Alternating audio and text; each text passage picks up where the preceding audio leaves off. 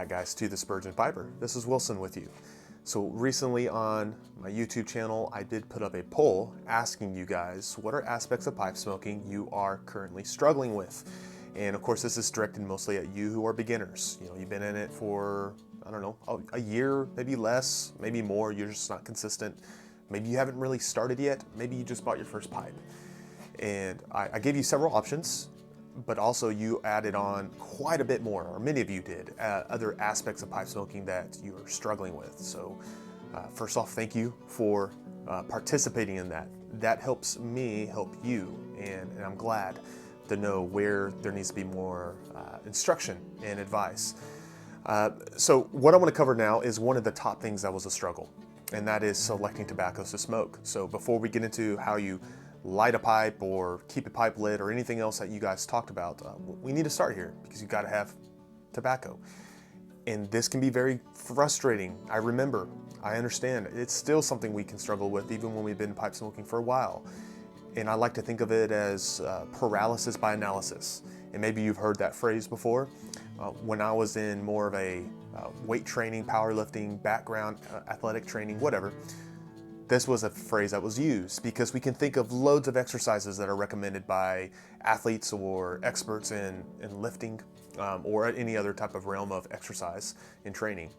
And there's so many to choose from with so many benefits, and we don't know where to start, right? Which ones to add into our training regimen. So similar to that is pipe smoking. We have thousands of options, and I'm giving you recommendations. I'm reviewing these new blends that are coming out, and plenty of others are as well, and they're supposed to be amazing blends, and so it's confusing, and it kind of causes you to enter a state of paralysis. What do I choose? So before giving you some options, which I will, and recommendations, I want to start off with some advice. So whether you choose the tobaccos I mentioned or not, this advice will help you. Number one, limit who you're listening to for some time. All right, even if that's not me, limit the individual, the company, what have you, that is offering all these different blends, and focus on one voice, maybe two voices, and try what they recommend and stick with that. Instead of just pulling in everything, try to rise above the noise and just limit yourself to get acquainted with the various tastes of different tobaccos. That's what you need to focus on, because you just don't know what you really like yet. Even if you've tried several blends, a lot of time they are a mixed blend, aren't they? They have Virginia and Oriental, Perique, Cavendish, Latakia, what have you, and so you really don't know what you like. So my selections that I'm going to give to you are broadly trying to focus in on certain blends or certain leaves to help you taste them, to understand them. I like this, I don't like that. So in the future, when I do recommend a blend, you will know I don't like Latakia, so I'm not going to go for that blend Wilson recommended. So whether it's me or someone else, try to follow that advice. It will really help you with the paralysis you can find in choosing tobaccos. All right, so with that said, let me give you some options. And I have before in the past. There's some videos you can check out where I give beginner blends, so you can go back and just listen to those. And I'll give you some here. Some of these I've already mentioned before. I'm gonna tell you now, but it's because they're good blends for beginners. So let's start with English blends. And if you're not sure what an English blend is, I'll just say in short, an English blend predominantly holds or carries, is mixed with Latakia and Orientals. And it will have Virginias typically, and there may be some Cavendish or some Burley or something else as a condiment thrown in, but it's predominantly known to carry Latakia and Orientals. All right, so give me two options for these. The first one, and if you've watched this channel long enough, you know where I'm going. That is GOP's Chelsea Morning. Now, I have an 8-ounce tin here. You can get 2 ounces just to start off with, but I'm not going to go long on this. I've already have a video talking about why I think this is one of the best beginner blends. Let me just say in short, I love this blend myself, even for as long as I've been smoking, which is not long compared to many others, but it offers everything I want. What it's going to present to you is first the Latakia and some Orientals that English blends are marked by. And it is a light English blend, meaning it's not heavy in Latakia, and it's not going to throw you off because most of you aren't used to that, and it can be quite, it can turn you off when you have a heavy load of Latakia when you're not used to it. So it's going to offer you some Latakia and Orientals. It's going to give you that taste of smokiness that Latakia is known for. It's going to give you a bit of spice, that a seasonal spice that Orientals are known for. It also has red Virginias. It's going to offer you some sweetness, which is great for someone who's beginning in pipe smoking. They're looking for that typically. And a bit of perique, so it's a bit of pepperiness, but extra like stone fruit notes that, again, I like. So along with that, it's going to be a cooler smoke. That's going to be great for you who are starting off and trying to get a rhythm of smoking, and it's not going to get too hot on you, or be prone to getting hot on you as other blends are. So I want to recommend Chelsea Morning any day of the week. I think it's one of the best for beginner blends out there. But along with that, and something a bit different in the English world, though just a standard English blend by and large, is a blend by Cornell and Diehl, and that is Shepherd's Pie. Now, Shepherd's Pie, again by the Country Squire, is an English blend. The extra it has that maybe some other English blends don't have is Burley. So it's going to have some Burley in there that will offer you some nuttiness, some molasses sweetness that, well, Burley's known for. And it's an easy smoke. It's about a light medium English blend, maybe more medium, but still light enough where it's not going to be a problem. And readily available. I think this would be a good beginner blend as well. Something for you to get acquainted with English blends, but offering something just a little bit more, if I can say it that way. So there's loads of English blends out there. Great recommendations. Other ones I've recommended, but let me just limit it to those two for you to try. Now I mentioned Burley. So let's go on to Burley blends here. I want to offer you another two recommendations. One of them may be a little harder to get a hold of, but it's typically available, and that is Wessex Burley Slice. And I've been on a Burley kick as of the past 5-6 months, and this is one I really enjoy. Now, normally maybe someone would say, hey, don't recommend flakes to someone who's new to pipe smoking, but I find Burley flakes specifically easy to load, or easy to crumble, easy to smoke. They just seem to have an easier time, by and large, an easier time on keeping lit. So I am going to recommend this flake. And even if it's not Wessex, I could recommend H&H Burley flake. All right, so H&H Burley flake is definitely more available. I just don't have a tin for it. But whether it's Wessex, H&H Burley, those two are great examples of Burley blends that are going to offer you that nuttiness, that molasses, maybe just a bit of a cake of spice, about a medium nicotine, maybe a right above nicotine level hit, but nothing too serious. And it's going to give you a good idea what Burley is. But along with that, and if you're scared, or not scared, that's not the right word, if you're concerned about a flake, if it's intimidating, then a very simple Burley blend that you will really enjoy, I think, I really enjoy it, is Sutliff's Burley J4. I don't know if you can read that, but this is a bulk purchase, meaning you buy it and it looks like a bag, or it'll come in a bag when you buy it. And this is by Sutliff, and it's fairly inexpensive, usually readily available every time I see it online. And this is a basic Burley blend.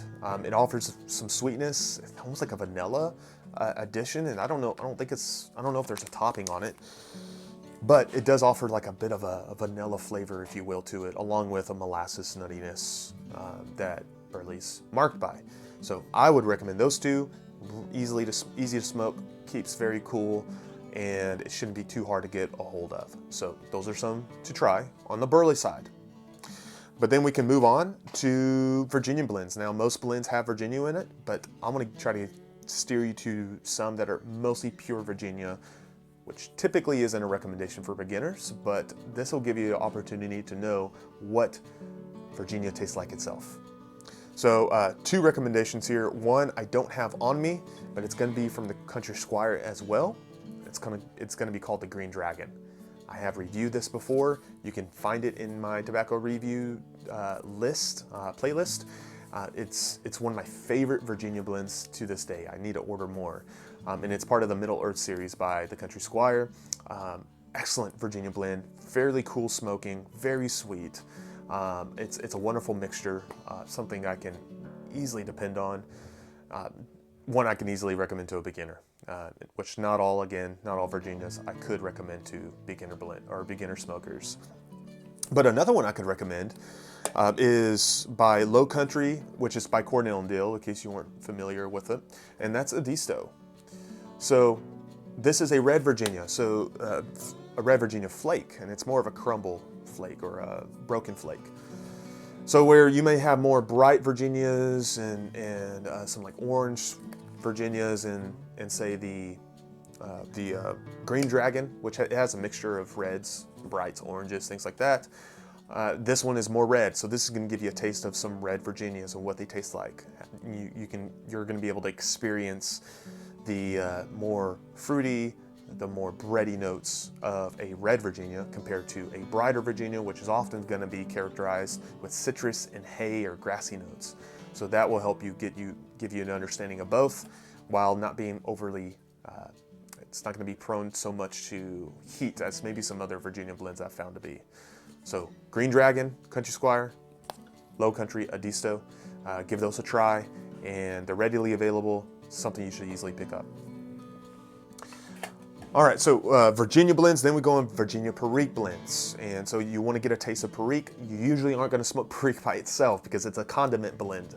It's something that's going to accompany something else because it's very strong. And so I have two to mention for you here. Another one that I don't have a tin for right now, but I have it stored away in big mason jars in my cellar, and that's GLP's Fillmore. GLP's Fillmore. I have reviewed this as well. It's just like an even road Virginia or Virginia perique blend, where it's not too heavy on perique, but it gives you enough for flavor, gives you enough to experience that pepperiness. So it's noticeable, but not too much. And the Virginias are excellent in that blend as well. I find it easy for a beginner to try and enjoy. So I want to point you to Fillmore by GLP's. That's a good blend. Another one that's a bulk purchase, so you're going to find this in a bag. It's probably going to be cheaper, and that is Peter Stokkebye's Luxury Flake, which I have right here. This is a flake, as the name tells you, but I don't think it's that big of a problem for smoking. It doesn't come wet. It's easy to crumble. I think it'll be fine if you just rub it out well. It's going to be more in a ribbon cut form when you rub it out, or a heavily broken flake form. It breaks apart pretty easily. So I'm going to recommend Luxury Navy Flake. It's going to offer you just a hint of perique, maybe less than Fillmore, but it's going to give it to you nonetheless, and it's going to rely more on some bright Virginias to give you some taste. And give you that citrusy, grassy notes that I was mentioning with Virginia blends. So give that a try. It should be something you'd be able to find in some of the online stores, and I think you'll enjoy it. You'll, at the very least, have an experience with brighter Virginias and some perique with it. So we move on from Virginia periques to aromatics, and I purposely kept this last because contrary to many, I personally just don't recommend many aromatics for beginners, because a lot of them are goopy, a lot of them will heat up their pipe, and then you leave the hobby frustrated because you don't think you know how to smoke a pipe, and it's obviously not working, so you're gonna go leave it alone and leave it aside. I don't want that to happen. I want to lead you to something that's going to leave you into the hobby and this art for a long term. So these aromatics I recommend are on the drier side, if that makes sense. They're not goopy, they're not going to get super, super hot on you. And the ones I'm going to recommend are two that you're going to find in bulk bags, or you're going to purchase them in bulk.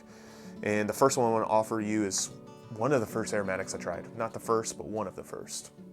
And that is Lane Limited 1Q, which is, you probably can't see that, but it's written on top of my mason jar. Lane Limited 1Q has been around for a while, and it is a lighter aromatic. It's lightly flavored, but it does offer a great flavor. You can still taste the tobacco flavors themselves, but I just don't have a problem with this being goopy, and it's easy to smoke, and you can put it in your pipe and not think about it. And I think that's a good one to try for a beginner. It offers that flavor that we want, sweetness that many look for, but it's not going to heat up your pipe maybe like others. Even though you got to be careful with your draw, with with you sucking in the smoke. Puffing a lot will overheat your pipe. So just be aware of that, but I still think it's a good option for a beginner. And another one that I would recommend is another Country Squire blend, and I really enjoy their Middle Earth series. I've reviewed all of their Middle Earth series, and the one that I want to recommend here, which I don't have much left, is Old Toby, which if you know the Lord of the Rings, you're going to be familiar with that name. But Old Toby has a mixture of like some perique in there as well as I think maybe some Burley and Virginias. But it is cased with like a sugar casing. Very simple. But it's not goopy, overly goopy. It's a pleasant smoke. It's going to please those around you, and it tastes quite good. And so it's one I want to recommend as well. It's not going to be an overly burdened smoke for you, I don't think. So these are some on the aromatic side that I would recommend. Again, I would steer you still more towards some of these other blends to get to know what the leaf of tobacco tastes like. What does Virginia taste like? What does Latakia taste like? What does perique and what do these things taste like? That will help you in guidance with other blends to try, and it'll help you decide when Cornell and Diehl or someone else is saying we have this new blend out and it's a limited edition, and you're like, oh, I gotta have it because everyone else is talking about it. You may know I don't like Burley though. I've learned that, so I'm not gonna buy that blend with Burley in it. So learn from just a select view of tins or blends.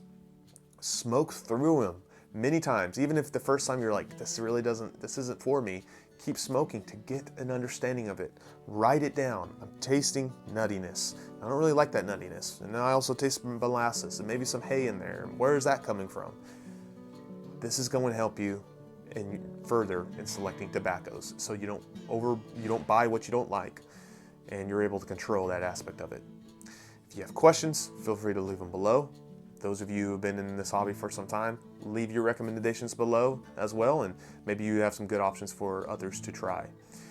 So that's all I have, guys. I hope that is helpful for you. I hope that guides you in selecting tobaccos, and just remember, try a few, stick with them, be patient, and move on after you get an idea of what you like and don't like, and you have an understanding of what that tobacco type tastes like.